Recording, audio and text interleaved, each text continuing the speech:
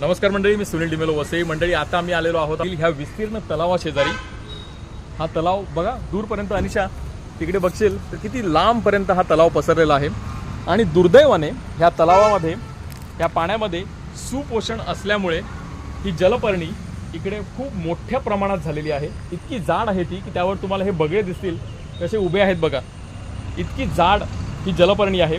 ही जलपर्णी जिकडे आहे त्याचा अर्थ पाण्यामध्ये सांडपाणी असण्याची शक्यता आहे. मंडळी, वसईमध्ये असे तलाव आणि बावखलं खूप मोठ्या प्रमाणात आहेत.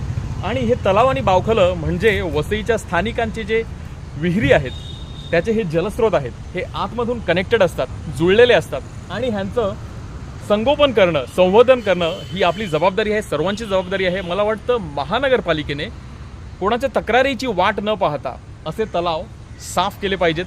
तिकडे सुपोषण म्हणजे सांडपाणी गेलं पाहिजे नाही, ह्याची काळजी घेतली पाहिजे. इकडे बघा किती सुंदर हे झाड आहे. हे नेवराचं झाड आहे. तिकडे तुम्हाला केळी दिसतील, भेंड आहे, माड आहेत.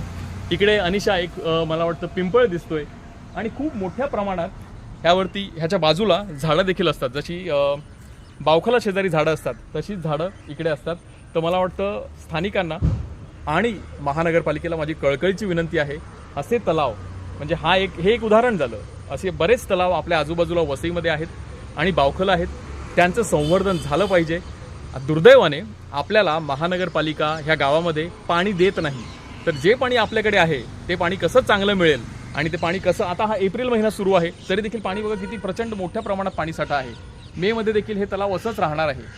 तर ह्याचं संवर्धन करणं आणि संगोपन करणं आपल्या सर्वांची जबाबदारी आहे. ती आपण पार पाडावी अशी नम्र विनंती. धन्यवाद मंडळी.